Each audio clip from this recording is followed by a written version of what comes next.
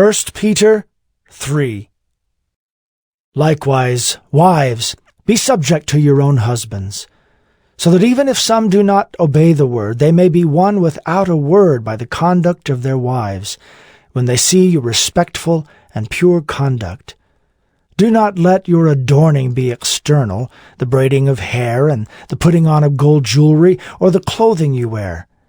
But let your adorning be the hidden person of the heart, with the imperishable beauty of a gentle and quiet spirit, which in God's sight is very precious.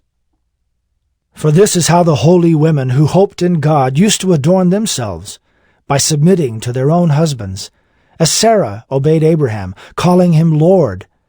And you are her children, if you do good and do not fear anything that is frightening. Likewise, husbands, live with your wives in an understanding way, showing honor to the woman as the weaker vessel, since they are heirs with you of the grace of life, so that your prayers may not be hindered.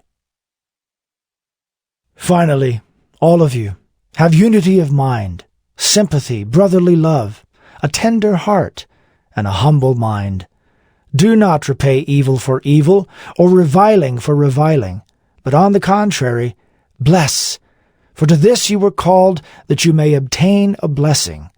For whoever desires to love life and see good days, let him keep his tongue from evil and his lips from speaking deceit.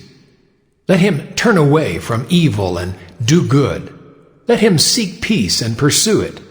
For the eyes of the Lord are on the righteous, and his ears are open to their prayer. But the face of the Lord is against those who do evil. Now who is there to harm you if you are zealous for what is good? But even if you should suffer for righteousness' sake, you will be blessed. Have no fear of them, nor be troubled. But in your hearts honor Christ the Lord as holy, always being prepared to make a defense to anyone who asks you for a reason for the hope that is in you.